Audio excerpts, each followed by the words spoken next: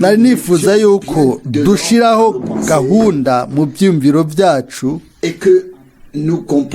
dutahure yuko ubu twageze ku mpera z'ibihe kandi ko Imana igomba gufata uburongozi bwuzuye n'amerekezo y'intakuka mu bikorwa by'Imana kandi ko ukugomba kwayo gushobora gukoreka hano ku isi nk'uko gukoreka mu ijuru kandi ibyo byose ku bwacu kubwo imigisha n'ubwiza bw'izina ryiwe ryera ry'igiciro. Nagomba gusoma imirongo imwe yo mu byanditswe kuno mugoroba. Turahera mu cete c'Abifilipi igice ca kabiri guhera ku murongo wa mbere. Abifilipi kabiri guhera ku murongo wa mbere. Nuko namba hari ukuremeshwa muri Kristo, namba hari ukwirurwa kuva mu rukundo, namba hari ugusangira mpemu, namba hari imbabazi n'ikigongwe. Murongo wa kabiri, muzuze umunezero wanje muhwanije imitima, musangiye urukundo rumwe, muhuje umutima n'inama. Murongo wa gatatu, ntimugire ico mukora kubwo gukebana cyangwa kwifata uko mutari, ariko mwicishe bugufi, umuntu wese yumvire yuko mugenzi we amuruta.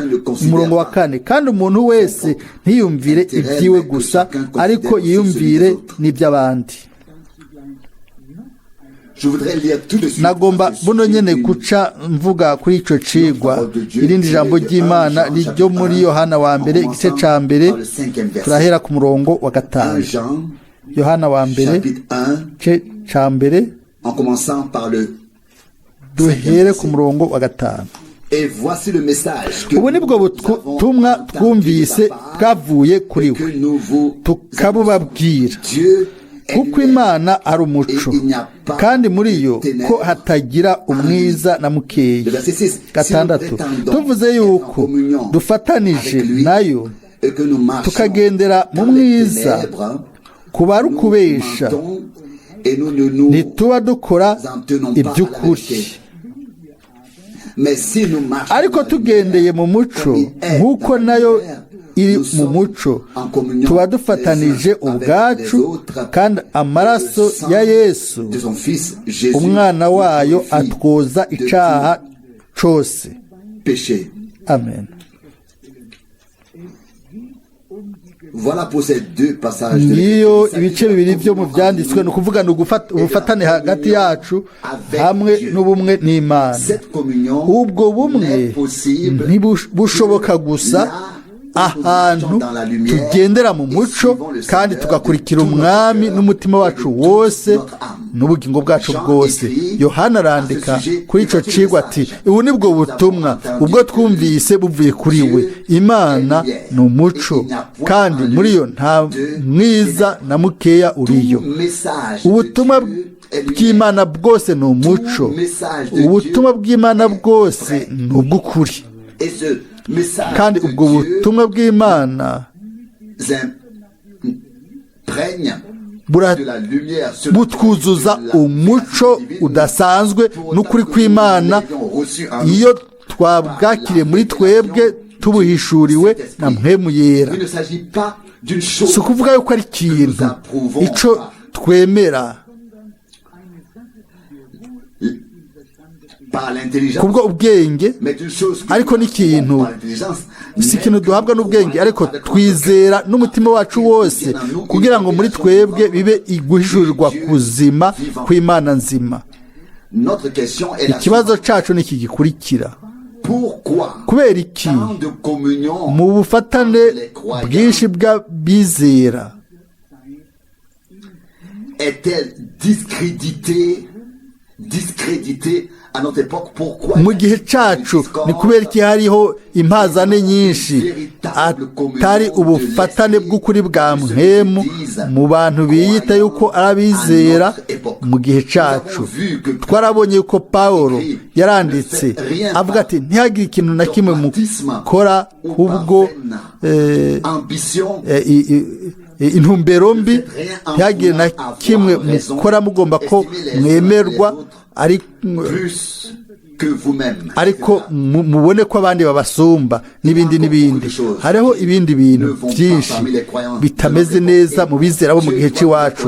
Imana igomba itegerezwa kuza kuducira urubanza, ikaduha ubumenyi bw'uko twe tukimenya kubw'ubuntu, kugira ngo dushobore kuba twese abafashijwe kandi dufashwe rwose no mu bwina kubwo ubuntu bw'Imana yacu. Niba ubufatane, ubumwe hagati y'abizera buvuyeho bucitse, nimba habayeho ukutumvikana n'impari n'ibindi bintu byinshi, hagomba kuboneka impamvu ahantu runaka. turazi ko ku ntango imbere y'ukugwa abantu bari mu bumwe hagati yabo, mu kurorana kwiza kw'Imana, bari mu bufatane n'Imana. inzankane, akaga, ingorane byaje inyuma y'uko umuntu yaguye. Niba uko kugwa kwara sanasangwe na Golgota, aho rero hategerezwa kubaho, hategerezwa gushoboka kuri twebwe twese kugaruka kuri bujya bumwe hamwe n'Imana, kandi mw'ubwo bumwe hagati yacu. Amen. aho umwe wese atabona iby'inyungu yiwe, adategeka ibyo yibaza ngo abitegeke uwundi, ariko aho umwe wese ahabwa amahirwe amwe nka yayandi. Ni Pawulo niwe yategezwa kwandikira ab'Ikorinto ati, niba uwo bafise ikindi cyumviro, mpemu w'Imana abimuhishurire. nta na kimwe byo tumarira kugomba gutegeka ikintu uwundi, na cyane cyane iyo ari ibyo twe tuzi nk'ubumenyi. dutegezwa kuraba ko muri icyo gihe Imana ishaka nayo kutuha umwidegemvyo, natwe twidegemvye kuri twebwe. nico kintu cankenerwa mu bwoko bw'Imana. bamwe benshi muri bo bararose ukubohoka kuzuye, barabohoka ku itabi ryari ribaboshe, abandi bari baboshwe mu nzoga n'ibyaha, ibyo twabohowe ko mu buryo mu ntango ya mbere kubwo ubuntu bw'Imana. ariko ukubohoka kuri twebwe ubwacu, kuri kajewe, kuri ukugomba kwanje, kugira ngo je singombe ko ngo niyerekane ko ataco maze, ni ikintu gikomeye. ariko isaha n'igihe byashitse aho ishoka igomba kuja ku biti, maze umuntu ntagombe gukora ikintu ahereye hejuru, ariko abanze kumenya yuko wa muntu wa kera yapfanye na Kristo. ubu rero ntitukibayeho ubwacu, ariko Kristo wenyine ubwiwe afise ubuzima muri twebwe, kandi hashobore kubaho ikirere cyiza iruhande yacu. rimwe na rimwe urabona bizera bakebana, ntibagombe kwegerana umwe n'uwundi. kubera iki none? mbega ntitwagomba kunezerwa umunezero w'ibwina iyo duhuye, iyo tubonanye?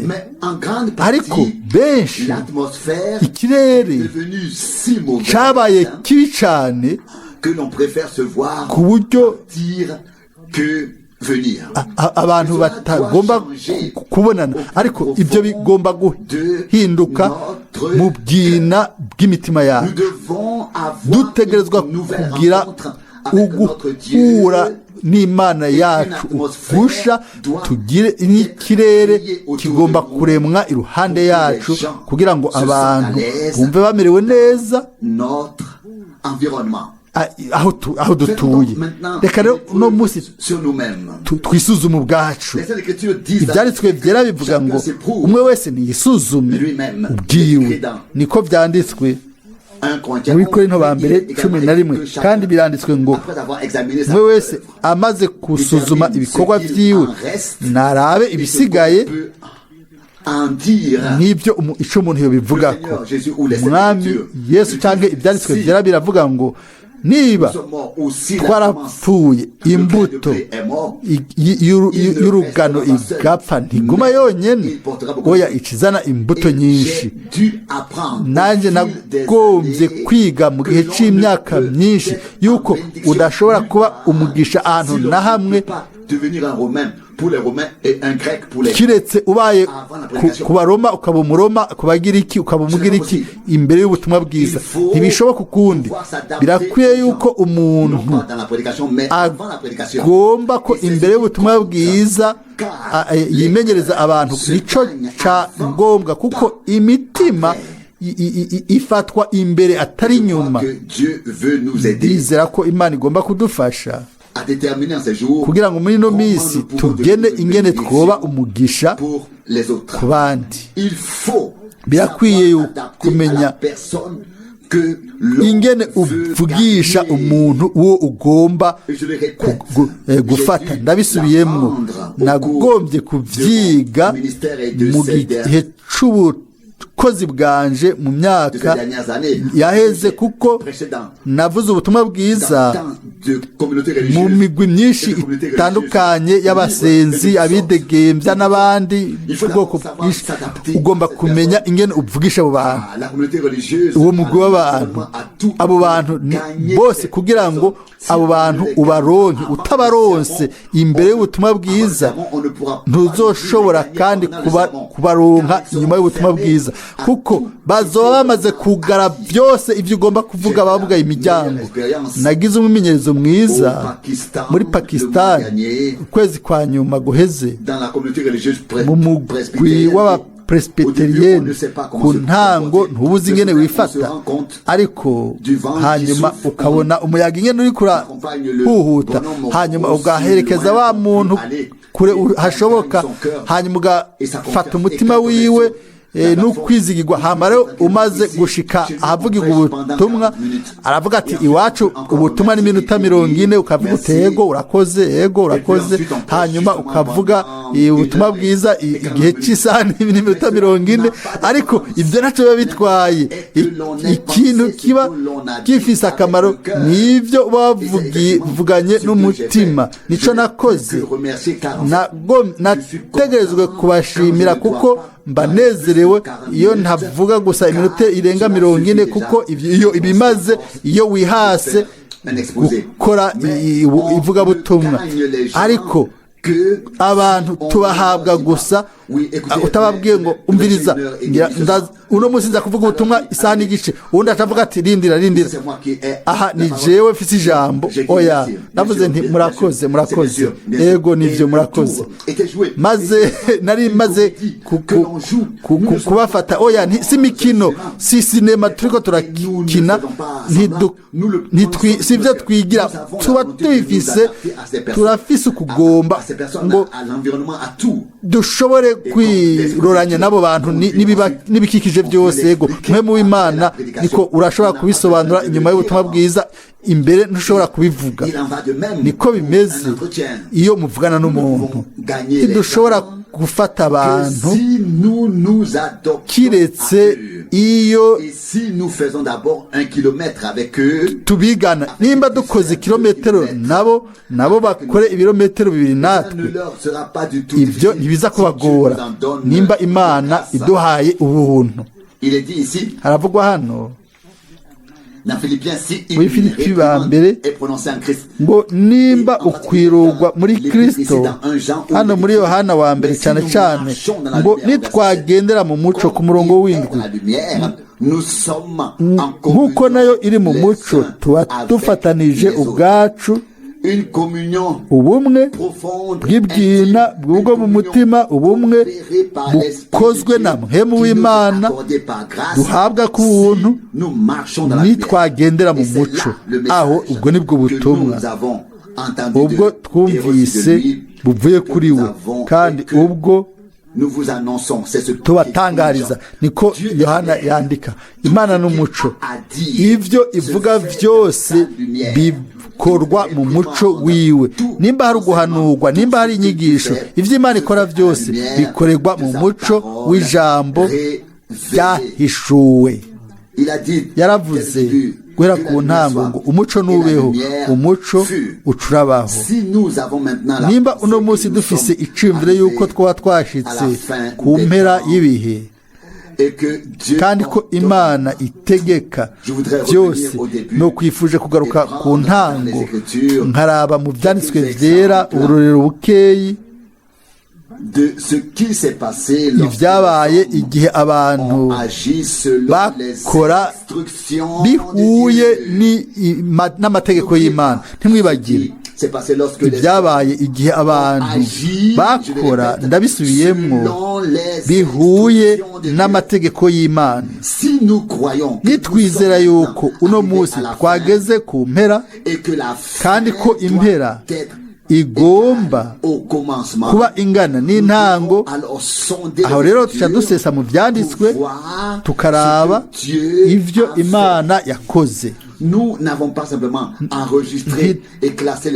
Ntitwafashe ibintu ngo tubitondeke ibintu byabaye mu mezi ya nyuma canke amayinga ya nyuma, oya, ariko twibajije ikibazo imbere y'Imana tuti, Mwami, ugomba kora iki ubu? Ugomba gukora iki natwe? Kubera gukora ibi by'ukurakora, mbega uburongozi amerekezo nayahe?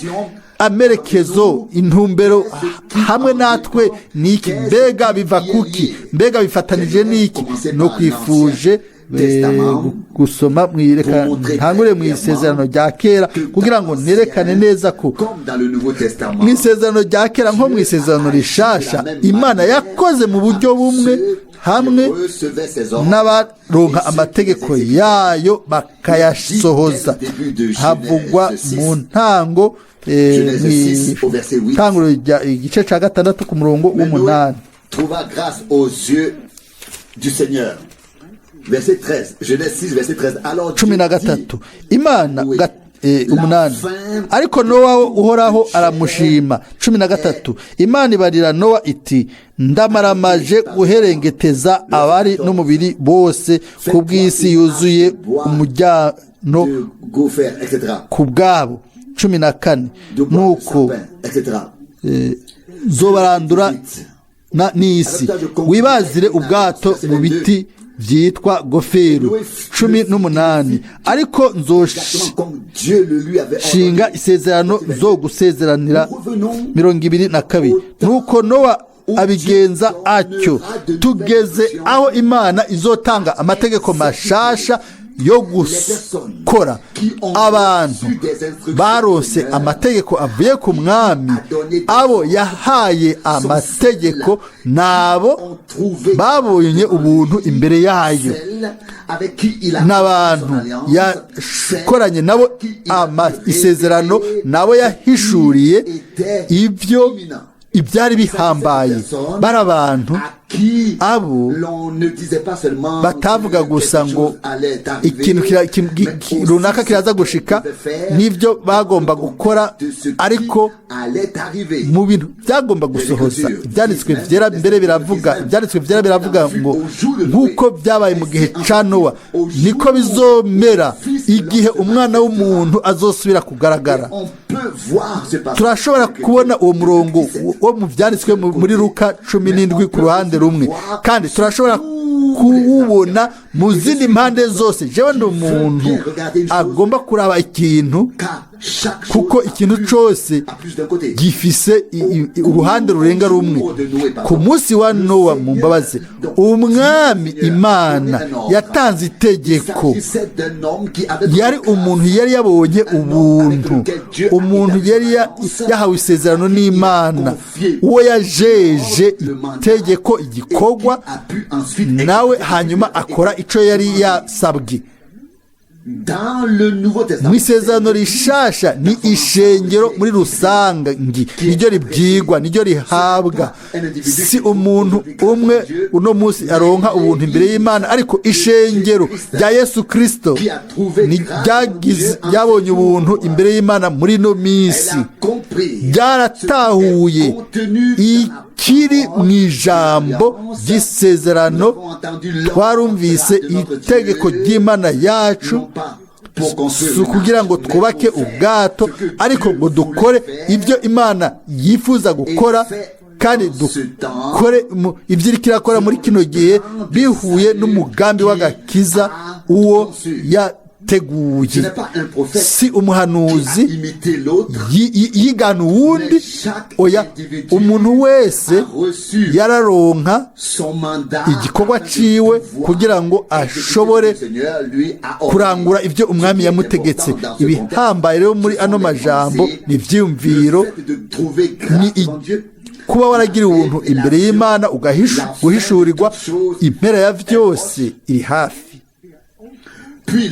Hanyuma itegeko icyategetswe gukorwa, hanyuma ngo nasohoje isezerano nawe, isezerano rihoraho. Mu nyuma haravugwa ngo Nowa, nuko Nowa abigenza atyo, uko Imana yamubariye kose niko yakoze.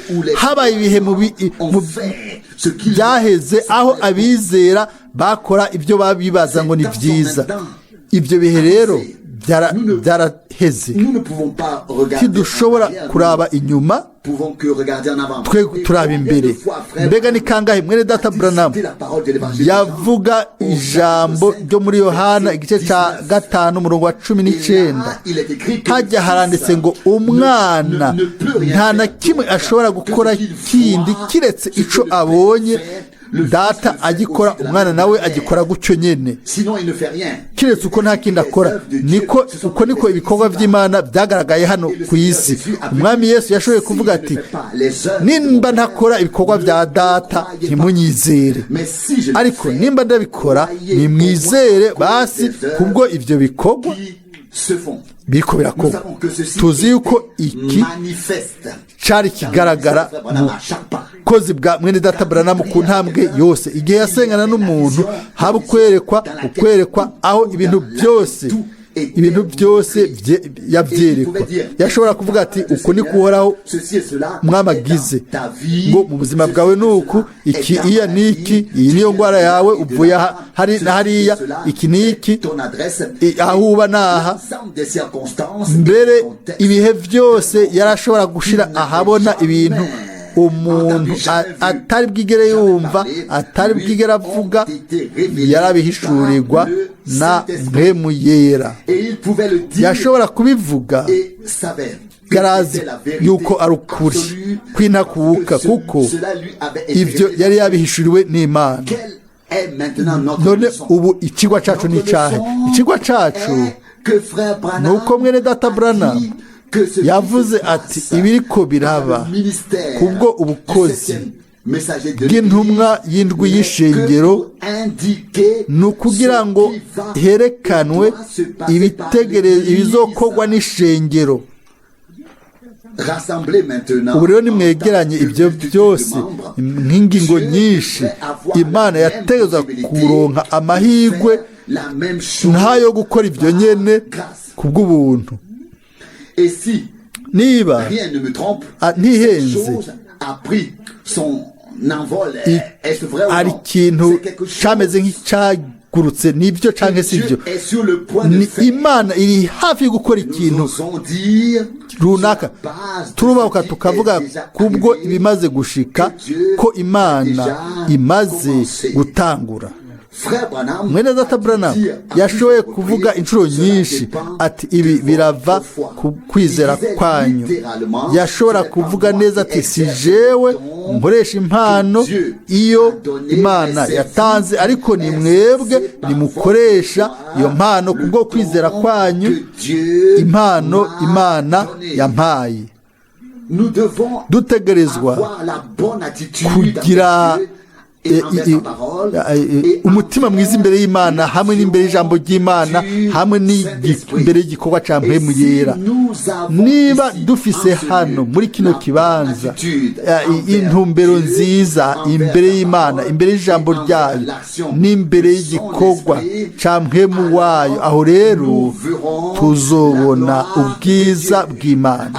Aho rero Imana izokwigaragaza mu buryo bw'inkomezi, kuko ntitwizera yuko Imana yapfuye, twizera gusa yuko umukozi wayo William Marion Branham yarapfuye, yarigiye mu bwiza, ariko Yesu Kristo ni muzima. Amina. kandi ni wa wundi ejo uno munsi ni we wa wundi ibihe bidashira. Ndagomba kubabwira ikintu icyo dutegerezwa kugabako. Igihe umwami atanze itegeko, igitangaza kiba kimaze gukoreka imbere y'amaso y'Imana. Umumarayika w'umwami yabwiye mwene data Branham ati, ibintu byose yeretswe bimaze kuba igikorwa cyamaze gufatwa kw'ingingo n'Imana. We icakora no kubivuga gusa, ibyo bica biza bikaboneka aho nyine. Nico gituma yashobora kubwira impumyi ati ntubone, akabwira ibimuga ati nimukire, kuko yaba yabyeretswe n'Imana, kuko byaba byashyize imbere y'amaso y'Imana. Uno munsi nimba tugomba gutera intambwe mu gihe cyo kwa Nowa, ntimwibagire yari yagiriye ubuntu n'Imana, yari yahishuriwe ngo impera y'umuntu yose namaze kumaramaza. Imana yamuhaye itegeko y'ibyo yategerezwa gukora, aca akora isezerano nayo muri kiriya gihe. Imana yacu isubiramo ibyo byose kuri ba bandi bagiriwe ubuntu imbere y'inyonga zayo muri kino gihe. Turazi ko impera yamaze kumaramazwa imbere y'Imana, turabizi, kandi turazi yuko twagiriwe ubuntu imbere yayo, kandi turazi yuko umunywa w'amazi nturi hejuru gusa y'intebe y'Imana, ariko uri no ku bwoko bw'Imana. Imana ni Imana y'isezerano ryayo, kandi yarirahiye ubwayo yuko izozigama isezerano ryose. Ni kuri twebwe rero igihe isezerano ryahawe kubwo ubuntu. Mbega ntitwovuga kuri twebwe ko ku mpera yacu ngo bakoze byose nk'uko Imana yari yabivuze. Aho niho hari umugisha wose. Turaza kuraba iyindi mirongo yankoze ko mu ijambo ry'Imana. Reka twibaze kuri Aburahamu mu Itanguriro mu gice cya 15 umurongo wa mbere. Itanguriro 15 umurongo wa mbere. Hanyuma y'ivyo ijambo ry'Uhoraho riza kuri Aburahamu nko mu nzozi. Ku murongo w'indwi, Imana iti nije Uhoraho nagukuye muri Uri Ibukaridayo kugira ngo nze guhe iki gihugu ucegukire. Twobandanya hano muri bino bigabane ibyo Imana umwami yavuze, yabwiye Aburahamu nawe yari umuntu, yari yagiriwe ubuntu imbere y'Imana. Ni hamwe nawe Imana yahaye isezerano rishasha, imuha ijambo ry'isezerano. Yari umuntu, Imana yari umuntu Imana yashobora guhishurira imbere y'uko Sodoma ni Gomora haturigwa ibizoshika muri kazoza. Abantu bagiriwe ubuntu imbere y'Imana baronka ijambo ry'isezerano, bamenya igihe ico babayemwo, umugambi w'Imana barawuhishurirwa. Umwami arababwira ibyo agomba gukora. Haravugwa hano mu Itanguriro 17 murongo wa mbere.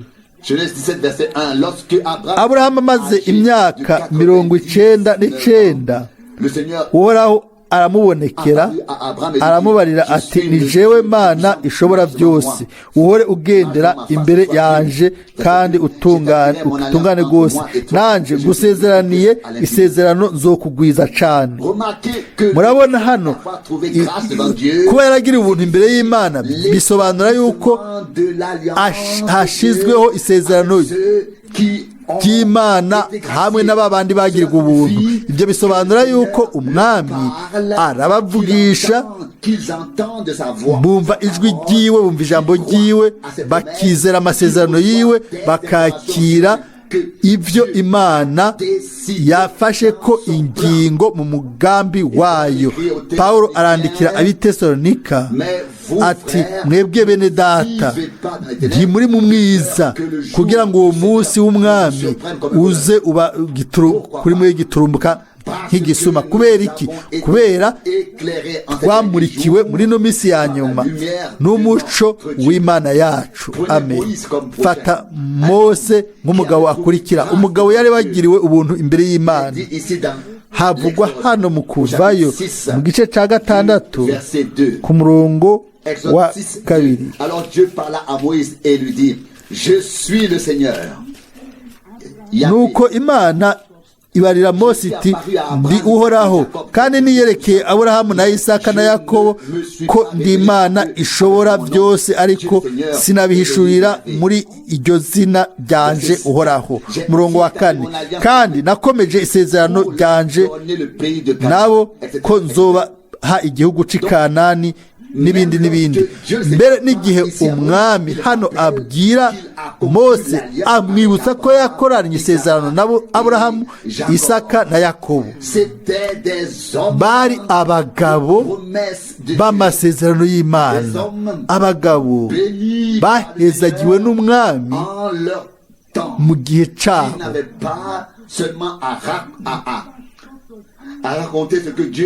Ntibavuga gusa ibyo Imana yakoranye n'abandi muri kahise, oya, bashobora gushinga intahe igikorwa c'Imana mu gihe cyabo. Hano turafise akandi karorero. Mose yari yagiriwe ubuntu imbere y'Imana. Umwami yamumenyesheje icyagomba gukoreka muri kiriya gihe ciwe. Ntiyashizeho gusa isezerano, ariko yararyubashe ararisohoza ijambo ry'isezerano kubw'ubuntu. Twoshobora kuraba mu isezerano rya kera ryose, ariko ibitiraje ishinga cane ni gushika ku ntango y'isezerano rishasha kugira ngo tubone ico umwami yahakoreye abigishwa bose uko bari kose. Itegeko bagomba gusohoza bakoze byose bihuye n'ijambo ry'umwami. Nimba tugomba kubona akarorero, tubone mbega igitangaza ca nyuma Imana izokora mu isezerano rishasha, reka dusubire inyuma turabe ingene igitangaza ca mbere cakoretse. Twese turazi inkuru hari mu bukwe ikana i Galilaya. Havuga ko umwami niho yatanguriye bitangaza. Mbega murazi ko mwese ninde azi ninde bimbarira, ninde yategetse, ninde yabaje, ninde yasabye Imana ngo ikora iki? Byabaye gute? Byagenze gute? Byari biciye bugufi ngo ibyo babwira byose mubikore. Byari biheze, nta cyari gomba ntibwari ubutumwa burebure, oya. Icyo ababwira, icyo umwigisha ababwira mugikore, ntimuhangayike n'ibisigaye, mukore gusa ibyo aza kubabwira. Ibisigaye nibaza kubihangayikako. Nawe arababwira ati isaha yanyu yamiriho, iyi wanje ntirashika. Byagenze gute iyi saha yiwe igeze? kenshi turibaza ngo isaha iwe yashitse tugahangayika tukavuga ati mwami kora iki, mwami kora kiriya. Umwami ntacyo ateza gukora na gato. Twebwe reka twe dukora icyo adutegetse gukora, kandi ibyiwe nabyo ntibiza kubura. Kiriya gihe, igihe isaha iwe yashika, yarategetse abantu ngo buzuze amazi mu bibindi. Haranditswe kandi ngo yaciye ahindura, haranditse kandi yuko yaciye ajya guhindura amazi mu muvinyu. Hoba handitse ko yaciye agenda gukora igitangaza. Hoba handitse ko abigishwa bisonzesheje barasenga ngo igitangaza gikore. Mugomba ndababwire, oya, igitangaza cyakoretse kubera abari batumwe bakoze ico umwigisha yari yababwiye. Icavuyemwo mu gukora ico bari babwiwe ngo bakore cabaye igitangaza. Amen. Nico gitangaza ca mbere i Kanani mu Bugalilaya. Niko none cyanyuma kizoba kimeze gute? Ni gusa nitwakora ico umwami adutegetse. Aho rero tituzoba tugomba guhangayika ngo dusaragare mu gihe dukora ico Imana atubwiye. Igitangaza gikoreka mu biganza vyacu, tukakiraba, tukagitwara, tukakibamwo. Nimba tubayeho, nimba dushobora kuba turi mu kugomba kw'Imana gutunganye ku buryo dushobora gushika ahantu ngo mukore ico ababwiye, mukore gusa ico ababwiye. Murashobora gusoma iyo nkuru yose mwebwe ubwanyu, nimwagomba mu isezerano rishasha canke mu isezerano rya kera. Turasoma ngo Eliya yakoze ibitangaza 12. Eliya yaronse inshuro zibiri akora ibitangaza 24. Turasoma vyose ibintu bitandukanye, ariko tugomba gusubira ku ntango, tumenye kubera iki mbega dufise uburenganzira ubwahe abo bantu b'Imana bari bafise uburenganzira bahawe nande? Ntibakoze uko bavyitumye, bakoze ivyo umwami yari yabategetse. Aho niho hari umugisha w'Imana yacu yose. Ubu rero ku mpera z'ibihe turabibona, nta muntu n'umwe yoshobora kuvuga ngo turagomba cyangwa tuteza gukora ibi. Nta n'umwe twiteguye gukora byose. Muri ibyo byose hari ni gusa ibyo umwami adutegetse, nta kirengako. Si ibyo abantu bagomba kubona, oya, ibyo umwami adutegetse mu ijambo ry'iwe na muhemu wiwe. Murazi, iyo dusomye ibyanditswe byera, turafise amasezerano menshi tuhabwa n'ijambo ry'Imana kubwo ubuntu twahawe twese. Ariko iyo ibintu bibaye bibi, umukozi w'Imana wese akeneye amategeko ayo agomba gukorera ko Imana ubwayo ikemeza ibyo yasezeranye mu ijambo ryayo. Iyo abo bantu, igihe abo bantu bamaze kuzuza amazi mu mibindi ikana mu Galilaya, igikorwa cyabo cyari kirangiye. Umwami gusa yaciye avuga, bari kuja gukora amatangazo. Reka mbega nindazi aho byanditse, tukunze kubisoma. Mfise Bibiliya nshasha, ntegerezwa kundi gusa kurondera. Nibaza ko ari muri Yohana 2. Turakeneye gusoma Yohana 2 ku murongo wa 4. Pourquoi te préoccupes-tu de mes affaires, femme? Yesu aramwishyura ati, duhuriye ga nyina wanje, igihe canje ntikiragera. Nyina abwira abantu ati, icyo babwira cyose mu gikore. 6. Hari impange z'intango 6 z'amazi zabajwe mu mabuye, zateretsweho kubwo kwihumanura, nk'uko umugenzo w'Abayuda wari uri, imwe yuzuzwa n'imibindi 2 canke 3. Yesu arababwira ati, nimwuzuze izo ntango amazi, bazuzuza kugeza ku mbiga. Arababwira ati, mudahe ubu nyene mushire umuteretsi mukuru. Baramushira. Umwami yari yababwiye, barategura, bakoze ibyo yari yababwiye ngo bakore, kandi yaremeye igitangaza kirakoreka. Kwari ukumvira, kwari ugusohoza ibyo yari yavuze. Bari kuvuga bati turakeneye umuvinyu, ntidukeneye amazi. Oya, umukuru ntabuze amazi, barafise amarobine y'amazi, twabuze umuvinyu w'umwigisha, dusabira umuvinyu si amazi. Umwigisha yarazi, abateguye barumvirije ngo nimwuzuze amazi. Babwira uwateguye ubukwe bati ubu rero ngiki gitangaza. Kenshi turabwira umwami kabiri ibyo ategerezwa gukora, ingene ategerezwa kubikora, ariko Imana ikora byose nk'uko yabifashe kw'ingingo. igihambaye ni ukuja mu rufatiro, ntidusuguma umwami tumubwira tuti mwami ibintu birihuta, abashitsi bamaze kuza. Rimwe na rimwe turabona abantu baraza bavuye kure na hafi, umuntu yo kwishinga raba ku byisi akabwira ati mwami kuba umugoroba uraza gukora iki canke kiriya, kugira abantu bose bari ngaha by'ukuri bamenye yuko ari huri. Aravuga ati saa yanje ntirashika, niyashika nzobategeka ico muzotegezwa gukora. Aho rero nzoca nkora ibitangaza vyanje hagati yanyu, atari uko mwe mugomba guhangayika nibizoshika. Bose bazonywa ivyo umwami yateguye. Uno munsi kandi ni wa wundi.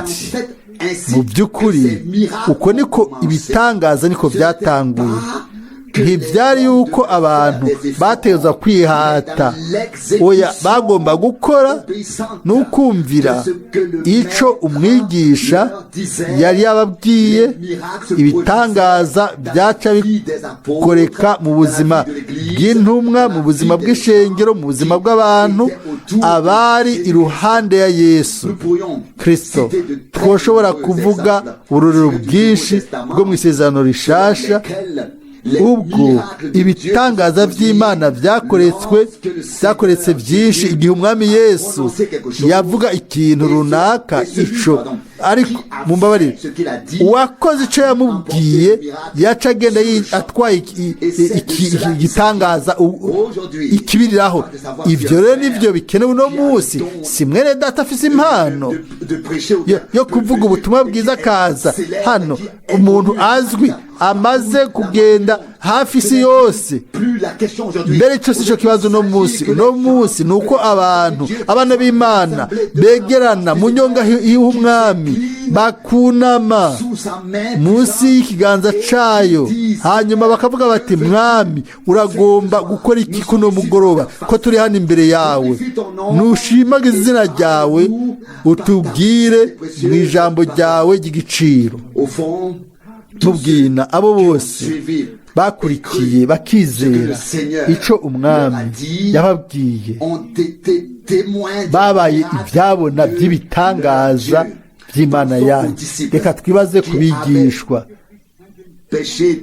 Bari barovye ijoro ryose, nta na kimwe bari baronse. Umwami arababwira ati terera urusenga iburyo. Bamaze kubikora ibyo umwami yari yabategetse gukora, igitangaza kinini kirakoreka, urusenga ruratabuka kubera ifi nyinshi. Umuntu wese arazi yuko umuntu bataroba ku murango, umwe wese arabizi. Ariko umwami avuze ati tera urusenga.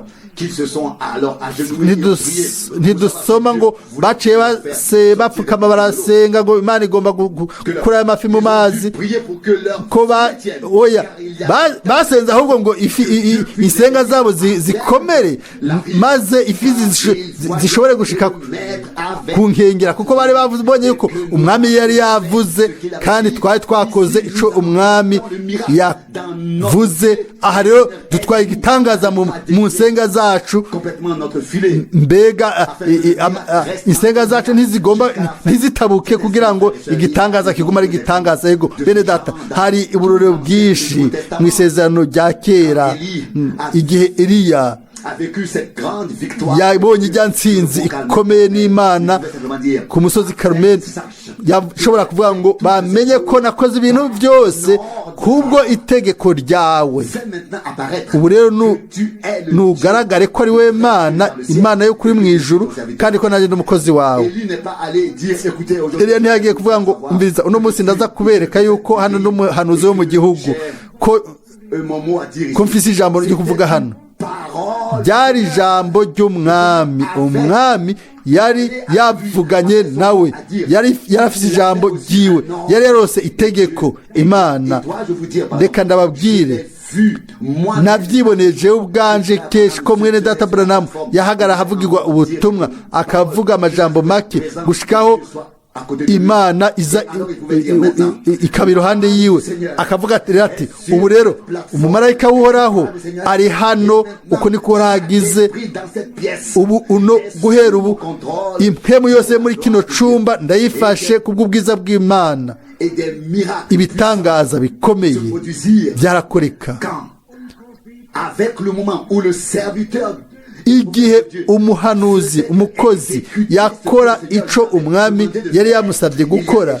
Hariho abantu bavuga ngo mwene data Branham yaragenda akakura ibitangaza mu maboko y'impuzu yiwe. Oya, nta na kimwe cari mu maboko y'impuzu. Umwami yari yamutumye n'ibango ridasanzwe iryo umwami yaba ahari ngo arisoze nk'uko yaritanze.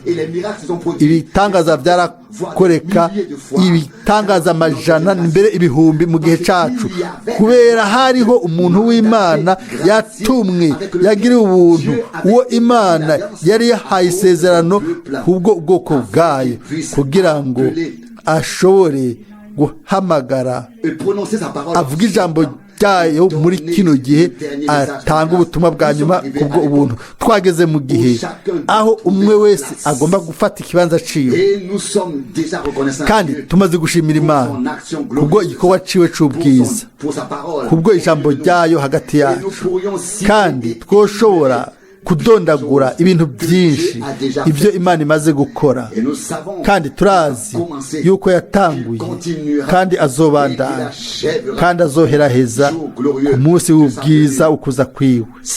Niba twosubira mu gihe c'isezerano rishasha tukaraba inkuru y'ishengero guhera ku ntango y'ikinjana ca mbere, turabona neza ikintu ciza cane. Guhera igihe mpemu yera yamanukira hagati y'ikinjana bose baravuze bati ubu rero imisi y'intumwa yagarutse. Ego mu by'ukuri cyari igice, ariko yari intango y'ibyo bintu byose ibyo Imana yagomba kugarukana ku bw'ubuntu, kandi yarabigarukanye. Bwa mbere habaye ugusukwa kwa mpemu yera hamwe n'impano z'impemu. Abantu bibaza bati ibyo ni Imana yatanze byose. Ubu rero n'isezerano ryo mu isezerano rishasha, igihe baririmba bakanezerwa bagakoresha impano za mpemu, bibaza bati ubu rero ni byose. Ariko imbere y'uko babimenya, Imana yakoze ikindi kintu gisha, ibitangaza bikomeye, ibimenyetso byarakoretse. Baca baravuga ukundi gusha, narabisomye ubwanje ngo iminsi y'intumwa yagarutse. Mbere babivuga mu binyamakuru ngo nimuze mwese murabe ibyo Imana iriko irakora ubu. Reka tubivuge rero, hari mu kwezi kwa gatandatu 58 i Dallas, Texas, aho twabona ibyo byose.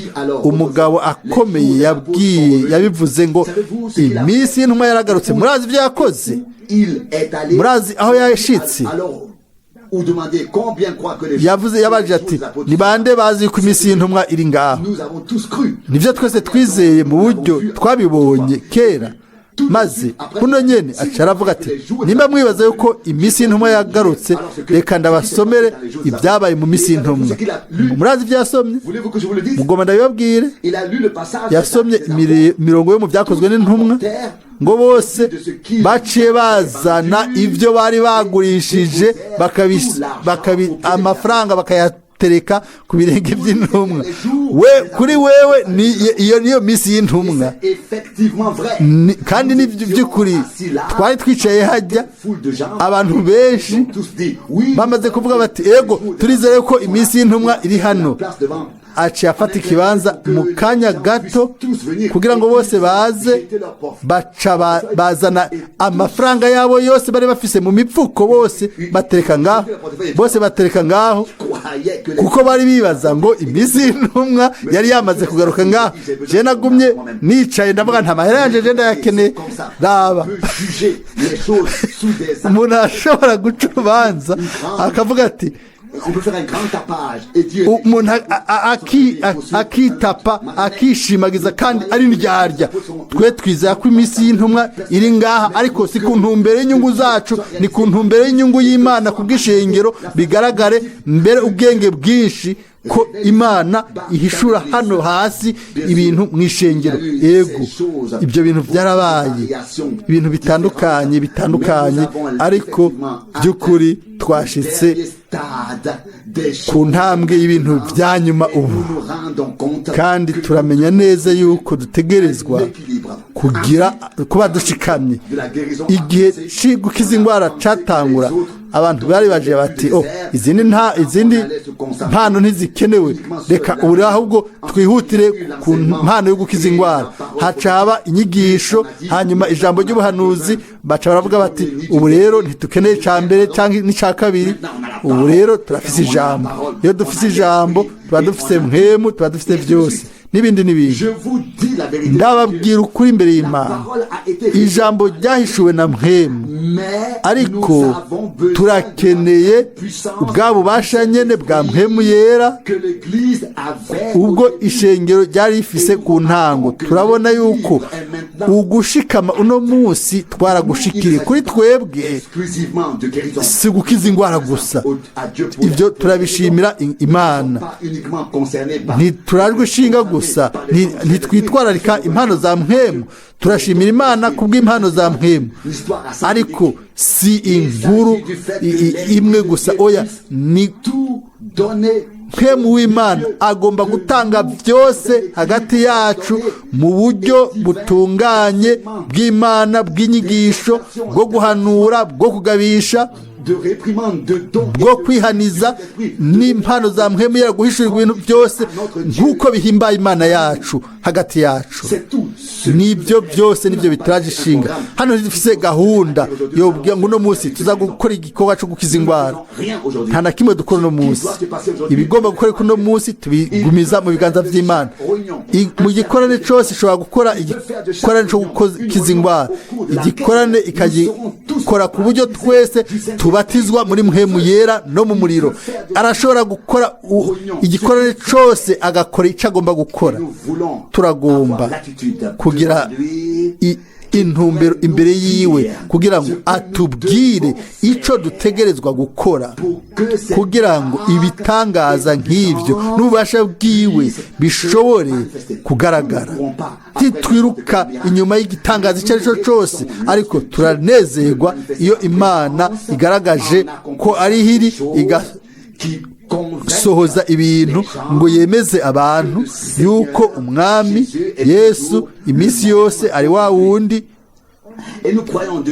uko yarari turizana n'umutima wacu wose yuko ibyo bintu bitegerezwa guhabwa ishengero iyo igomba guhabwa ishengero mu bihe bya nyuma si uguharira si ukuvuga iki canke kiriya mais ayez les sentiments. ariko mugire bya byiyumviro byari muri Yesu Soyez Kristo, comme il était. mumere nk'uko yari ameze, mugire ubumwe bw'ibyina bamwe n'abandi, mumenye muzi byinshi cyangwa bike, oya mugire intumbero nziza imbere y'Imana n'imbere y'ijambo ryayo, intumbero nziza imbere ya bamwe n'abandi n'imbere ya mpwemu wayo yera. Aho rero tuzobona ico umwami azokora ku bw'ubuntu. Murazi twebwe nk'abantu turashobora Nous pouvons nous faire un programme. turashobora kwiremera gahunda, ariko Imana ntigomba guhuza na gahunda yacu. Oya, hariho abantu benshi bahaye gahunda umwami, mbere nitwararitse porogaramu zabo, mbega ya gahunda bavuga bati ibintu ukugomba kw'Imana ni gahunda no kugomba kw'Imana, bibwira ngo ukugomba kwabo no kugomba kw'Imana, ariko ntibanamenye n'Imana mu buryo bw'ukuri. Imana uno munsi ikeneye abagabo bashoboye kunama munsi y'ikiganza cyacu cy'ububasha, bakaba nk'abashibamyi, bakarindira igihe cyose, maze ubu ngo baza kutubwira ibyo tugomba gukora, hanyuma turaza kubikora. Amen. Aho rero Imana izogumya ijambo ryayo, izokora ku buryo ibitangaza igomba ko bikoreka bizokoreka. Ego mubarire, ntacyo bitwaye ubwigwa. Haba hari inyota nyinshi mu mitima y'abizera b'ukuri. Tugomba gushika ku rugero rukwiriye kugira ngo ubwiza bw'Imana bushobore kugaragara mu buzima bwacu, mbere hagati yacu. Ndabibabwira, Imana ntiyahagaze mu bikorwa byayo, mbere no mu kwezi kwa12 mu kwezi kwa mwaka wa 1965, mpwemu w'Imana abandanya gukora aho hose ijambo ry'Imana ry'ukuri ritangajwe, kugira ngo adutwereke inama y'Imana yose y'Imana, duhishure ubushobozi bw'izina rya Yesu muri ba bandi bashobora kwizera n'umutima wabo wose.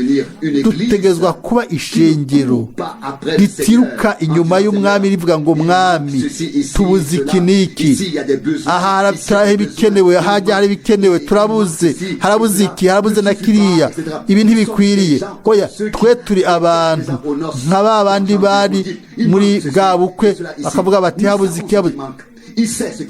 Arazi kibuze. Twe tuje gusa mu rufatiro tuvuge tuti mwami, mpa umutima w'ubwiza no kuguhimbaza, numpe intumbero inshoboza kurindira gushika uzompa itegeko mu kanwa kawe mwami. Nka Nowa ntiyahagurutse aravuga ati mwabagabo umviriza, mfise iciyumviro ngira niyubakira ubwato. Nowa yararindiriye, ntiyarazi n'ibyagomba gukoreka, ariko igihe gishitse umwami yaramuvugishije. Nowa buno nyene yaciye atangura, ntiyarakeneye kuja guharira n'abinyama n'amaraso. Yarazi ati iki nico umwami yantegetse, nico ngomba gukora. Yari yagira ubuntu imbere y'Imana. Imana yari yakoranye isezerano nawe, yaramuhezagiye, yaramurinze, maze kumpera yaremeje ko ibyo yakoze bihuye no kugomba kw'Imana. Niko bimeze kuri twebwe twese muri kino gihe. Ndibwira yuko dutahura ibyo ari byo uno munsi. So kuvuga yuko dutegerezwa twebwe dushobora gukora ikintu. Oya, umwami niwe adutegeka gukora ikintu runaka.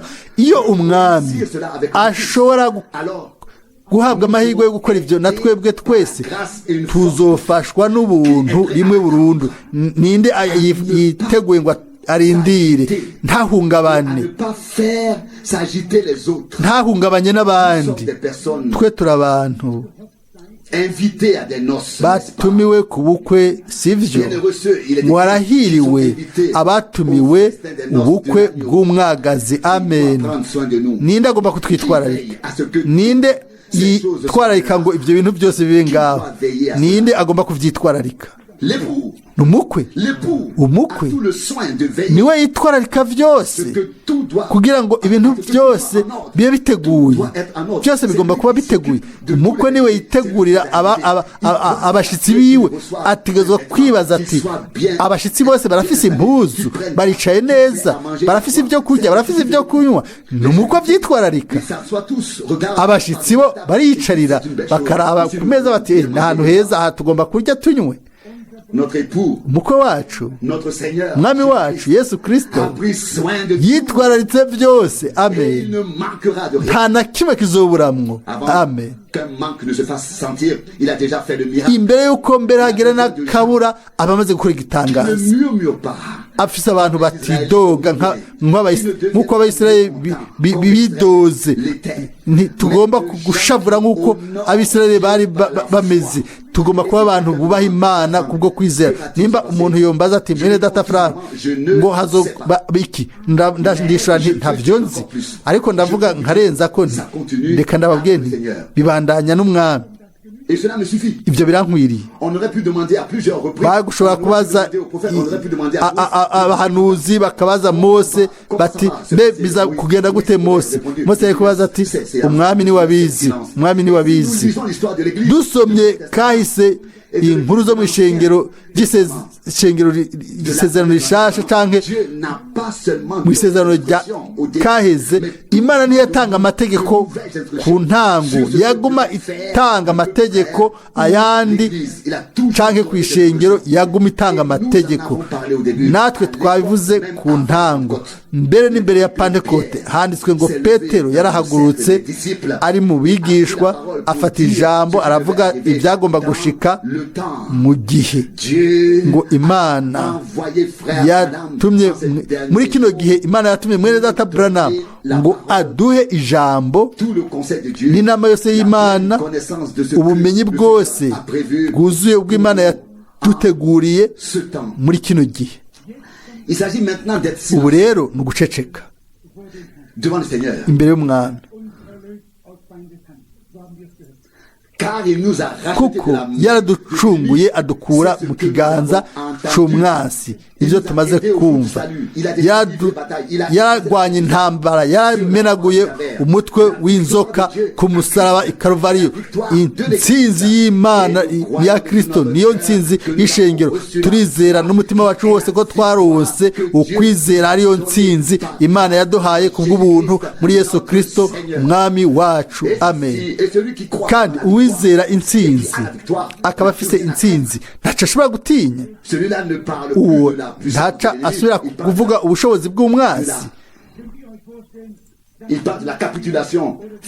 aca avuga iby'intsinzi ikomeye mushobora kwibaza nk'abanyamerika n'abarusiya baciye hano mu gihugu hano mu 45 bavuga bati mugabo intsinzi yabaye ikomeye cyane sambuye byose turyoherwe umuntu afise intsinzi ntasubira kwidoga ntasubira kwidodomba anezererwa ibyashitse dutegerezwa gutahura yuko turi ku ruhande rw'uwanesheje igorogota amen tuhagaze ku isi y'intsinzi ku isi yera aho imana yadushize amina turatura n'umunwa wacu turizera n'umutima wacu ivyo ibyanditswe byera bivuga no kuvuga yuko umwami Yesu yanyaze ibigwanishwa abasi bose yarabanesheje yarabatetereje ahibonekeza yarabanesheje arabatsinda si gusa nk'uko ivyo twabibwiwe hano kuwa gatatu oya siko bizogenda nk'uko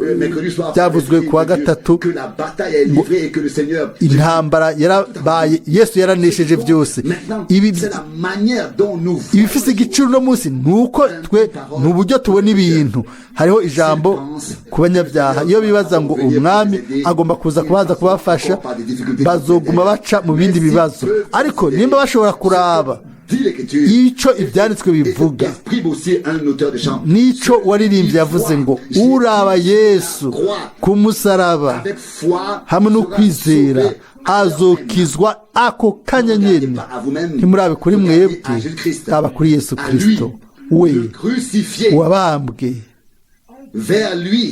kuri we niwe yabaye umuhizi kuri twebwe twese, yanesheje ku bwacu twese, yarapfuye kugira ngo natwe adukure mu rupfu. niko bimeze no ku bagwayi.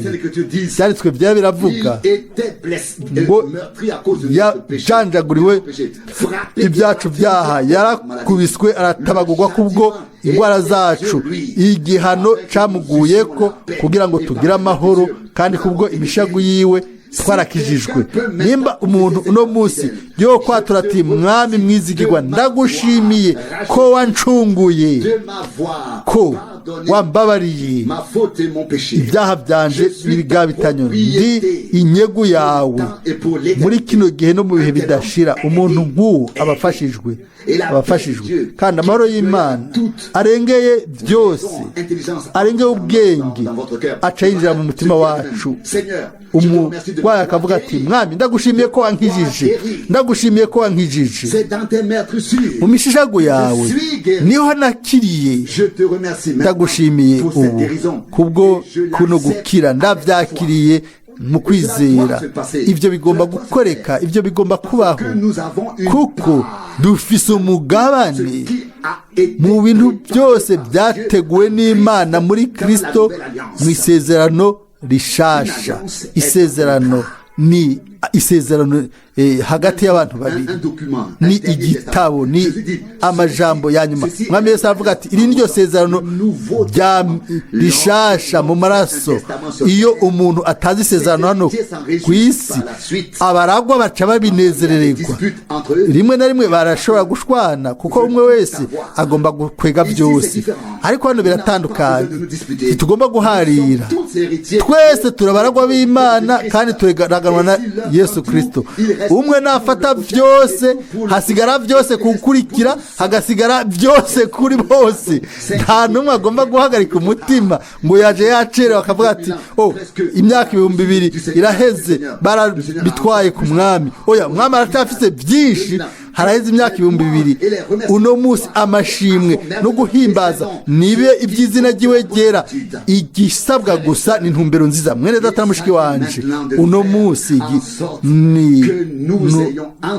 bisigura yuko hagati yacu tugomba kugira ubumwe bw'ukuri buzanywe na mpemu w'Imana, kandi Imana ishobore kugira ubumwe hagati yacu. ubwo bumwe tegerezwe gukura, kugwira, bube bwinshi mu muco wiwe, nk'uko abantu ba mbere igihe bari mu bumwe n'Imana bari bafise amahoro n'umunezero, bari bafise iby'Imana yari yaratanze byose.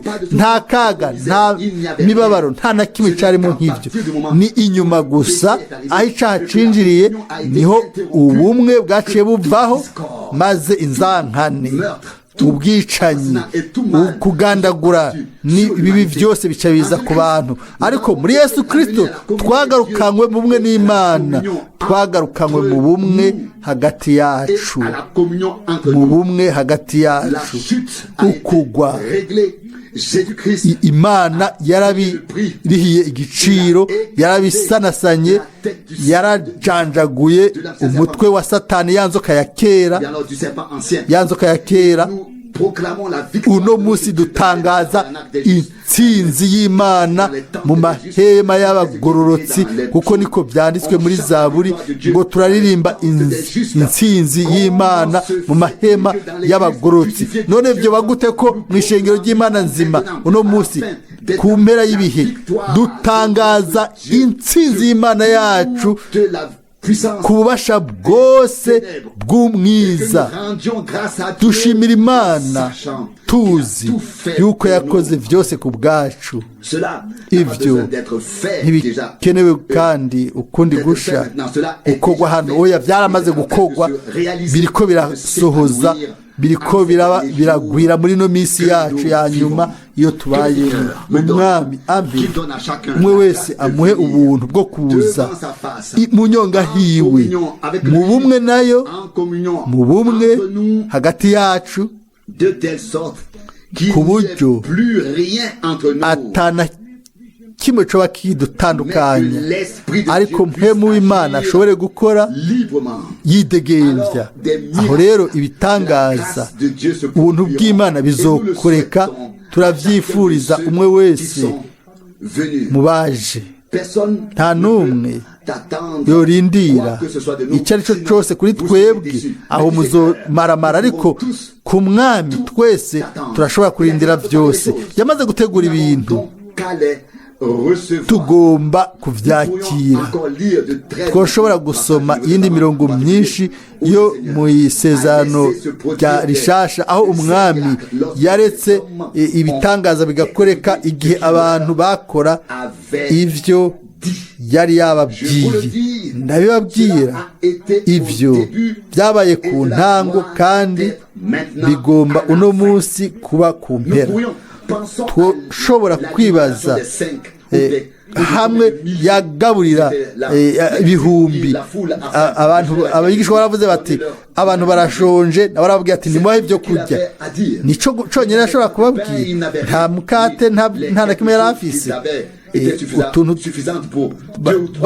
bari bafise twari tw'abantu babiri canke batatu, utavuze abantu 5,000 udashizemo abagore n'abana. ariko abwira abantu ati ubu rero nimwicare, hariho ibyo kurya. umwami afata umukate mu kiganza ciwe, aragabura, arabandanya aragabura. hasigaye kandi n'ibindi, aragabura ibihumbi n'ibihumbi bararya. ntiyanditswe ngo yafashe yarateretse umukate bazana iyindi, oya, ngo yafashe undi mukate wa kabiri, ngo agahungu kari gafise uwo mukate mu gasaho, ngo hasigaye ibikemanyi 12. igihe abantu bari bakoranye bafise intumbero y'ivyo yo gukora ivy'Imana yababwiye ati bwira ubwoko bwicare, baricara. ababwiye ati mubahe ibyo kurya. baca baragaruka, bari bazi ati umwami yavuze ati aho umukate uri ntishari ikibazo cabo. baciye bagenda baratwara ahezagira abahereza abigishwa, bahereza abantu bose, igugu ry'abantu bose bararya barahaga. igitangaza gikomeye c'Imana cari cakoretse. byakorekeye hariya abantu bari biteguye gukora ico umwami yari yababwiye. murashobora gusa gusoma aho mugomba imisi umwami yamakeneye abantu kugira bakore ikintu runaka. yamye akeneye abagabo kugira ngo akore ibitangaza hamwe nabo, muri bo kubwo kumvira ibintu baba bakoze. uno munsi rero ku mpera z'ibihe Imana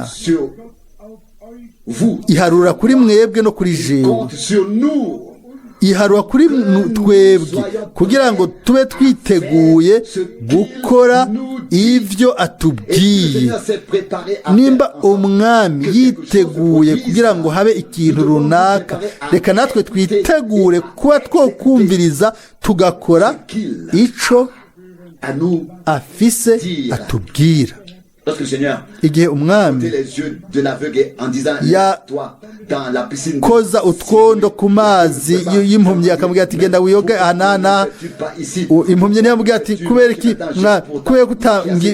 nagiye umwanya muremure, oya nta kubera iki byari itegeko gera kujya mugabo. n'umwami yari yabivuze, ingene yashitse hajya ntabyo tuzi, ariko igihe yoga yaciye ahumuka. ico ababwiye mu gikore,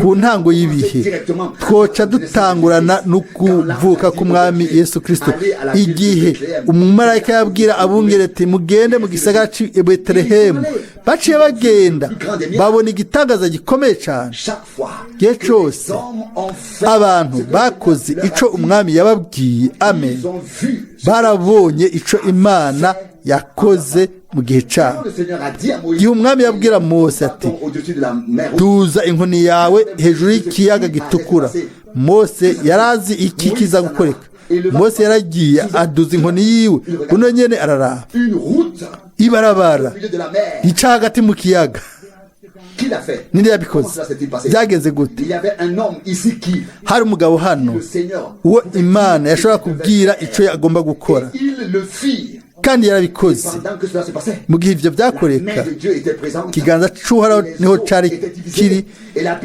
amazi yaciye yetsemo kubiri Bibiri ivuga ngo ku ruhande rwose amazi yabaye nk'igihome byagenze gute Imana yari ifise umwe mu bakozi bayo uwo yari yategetse ati kora ikintu runaka rero ubu ico rero kirakoreka igitangaza kirakoreka imbere y'amaso yiwe twodondagura ibintu byinshi bivuye mu isezerano rya kera no mu isezerano rishasha ibi bidufashe bitwigishe ni ubu ku mpera y'ibihe niho dutegerezwa kuva mu bwana tukava mu birato by'ubwana tugashika ku rugero rukuze guzuye rw'umwami Yesu Kristo atari gusa ngo tubivuge twe tubivuge gusa oya kugira ngo ivyo bibe ibifadika maze tugire ubumwe bwiza no gusangira n'ivyiyumviro byiza hagati yacu hamwe kandi izina ry'Imana rihabwa icubahiro ubushobozi bwiwe bugaragare kandi bitangaza vyiwe bikoreke azobikora yarabisezeranye yashize ukwizigira muri twebwe aratwiziriye muri kino gihe kandi arazi yuko agomba gukora muri twebwe kumvira hanyuma akora ibyo byose aturindiriye agomba kubikora muri twebwe kubw'ubuntu ndizera yuko Imana idukomeza n'aya majambo itumenyeshe yuko byose bigomba gukoreka nk'uko ibigomba nk'uko bigomba ntituza hano ngo tubagirire umugambi muremure wo kubanezereza w'isi yose ngo tubagikorere ikintu runaka ngo turakeneye amahera menshi mwegeranye amahera nta mahera dukeneye icyo dukeneye ni Imana ko iba hagati yacu Imana ibihabe ububasha bwa Yesu Kristo bugaragare ibyo nivyo dukeneye abantu biteguye gukora itegeko ry'umwami bahawe tuvuge tuti mwami kubw'ijambo ryawe ntiduhagaritse umutima ariko kubw'ijambo ryawe igihe umucunguzi yabwira imbere ya Petero ati nuze kuri jewe yaciye ava mu bwato agendera ku mazi nk'uko yogendera ku isi yumye ntiyabikoze kubera yabigomba nuko umwami yari yamubwiye igitangaza ni musome isezerano rishasha murabe aho ibitangaza byakoretse murabe kuvuga aho abantu bari mu bumwe n'Imana no mu isezerano rishasha kugira ngo tubivuge neza hamwe na Yesu Kristo bumva ibyo bari babwiwe ubuzima bwabo bwuzuye cari urufatangane rw'ibitangaza igihe umwami yabwira Petero ati genda utere urusenga ifi ya mbere ufata uyikore mu kanwa ukuremo amahera uturihire ikori jewe nawe yavuze ati Petero genda wegeranye amahera turakeneye amahera bwira ikoraniro ryose ko hano dufise gahunda ikomeye tukeneye amahera baca bumva bose neza bazoca begeranya amahera oya duhagarike ayo magahunda umwami azi inzira zose arazi aho amahera aherereye arazi ingene ayaronka nimba tuyakeneye mbere ntibinakenewe yo kwibwira abantu umwami azo kwitwararika byose twarabigize mu mimenyerezo umwaka inyuma n'uwundi izina ry'umwami nirihabwa icubahiro kubw'ivyo ntiturigera tubwira n'abantu ngo tubahe porogaramu aho ushobora gutanga amahera nta na rimwe nibyo cyangwa si ibyo umwami arafise gahunda yayo n'ubwoko bwayo niwe ariha amafagitire yose mu buryo bwiza yaba nababwira mbega yugurura umunwa w'ifi hehe byo batungura ariko Imana ishimwe kubwo irino jambo ryayo nibyo bitangaza byose kuno mugoroba dutahure ibyo ari byo umwami muri kino gihe tubivuge tubifoboye reka ndabivuge ndabitomoye ntibiduhagije kuba hano tukavuga tuti Imana yakoze ibintu runaka kubwo ubukozi bwa Paulo canke bwa Branham Paulo canke Branham bari abakozi b'Imana mu burongozi bwa mpemu yera bakoze ico umwami yari yabategetse uko niko ibintu by'ububasha byagaragaye mu buzima bwabo no mu bukozi bwabo niba dushaka yuko ibintu by'ububasha bikoreka mu buzima bwacu no mu ishengero dutegerezwa gukora gusa ico umwami adutegetse aho rero Imana izoca itangaza ko iri ku ruhande rwacu nk'uko yemeza ko iri ku ruhande rwabo izokwemeza ijambo ryayo izoduhezagira mu buntu bwayo bwinshi Imana yacu niyo kwizigirwa yicaye ku ntebe yayo abasi biwe bose ni indava z'ibirenge vyiwe niko byanditswe ngo araganza hagati y'abasi biwe nihahimbazwa izina ry'umwami mbega none twoba tugitinya iki Imana yacu iri kumwe natwe byanditswe vyera biravuga ngo uri muri mwebwe arahambaye n'umunyenkomezi n'umunyabubasha gusumba uri mu bisi ntimurabe ku miyaga ntimurabe ku bihuhusi n'akaga ntimurabe kuri mwebwe ntimurabe ku binabananiza aho mwananiwe nimurabe gusa ku mwami no munsi abaraba ku mwami bama bibura mu nkomezi nsha bama biyubura mu nkomezi nsha ntibatsindwa hasi abirabo ubwabo baratsindwa hasi ariko abaraba ku mwami barahaguruka barahezagirwa baraduzwa Imana irabafata baranezerwa yuko umwami yakoze kubw'ubuntu Imana iragomba ubwoko bushobora kunezerwa bukasemera n'umunezero ubwoko bushobora gutangaza ubwiza bwiwe ibyo biba ngaho gusa aho byose twabihaye umwami tukamusaba ngo abane natwe kubw'ubuntu aduhe ibyiyumviro byiza mu mitima yacu n'intumbero nziza imbere yayo imbere y'ijambo ryayo n'imbere y'igikorwa cyayo imbere hagati yacu kugira ngo ntihagire n'umwe yiyumvira ikintu kibi mu mutima wiwe kuri mwene se ariko twese tunezeranwe tugire n'intumbero nziza kugira ngo duhezagirwe twese hamwe n'Imana kubwo ubuntu yashizeho isezerano ryayo hamwe natwe yaratumenyesheje yuko impera iri hafi yatumenyesheje ibigomba kuza ku isi yose kandi ubu turashobora kuraramura imitwe yacu tukaraba hejuru kuko turazi yuko gucungurwa kwacu kuri hafi ntihahimbazwe izina ry'umwami mpemu w'Imana aracakora kandi ukundi gusha kandi azobandanya gukora gushikaho tuzova mu kwizera tukinjira mu kubona ntihahimbazwe izina ry'umwami amen turahaguruka dusenga data wo mu ijuru turagushimiye n'umutima wacu wose bihuye n'ijambo ryawe turasengera bamwe n'abandi kuko handitswe gutyo ngo mwikoranire imitwaro kandi muzoba mukoze icyagezwe cya Kristo mwami wizigirwa Yesu turaje ku ijambo ryawe turagushimiye kuko wahariye ibyaha wakijije abagwayi wabohoye ububasha bwa Satani abantu bawe turagushimiye turaguhimbaza wadushize ahantu wadukuye mu isi yumye udushyira ahantu h'abazima aho wihishura aho ugaragaza ubwiza bwawe turahimbaza intsinzi yawe y'igorogota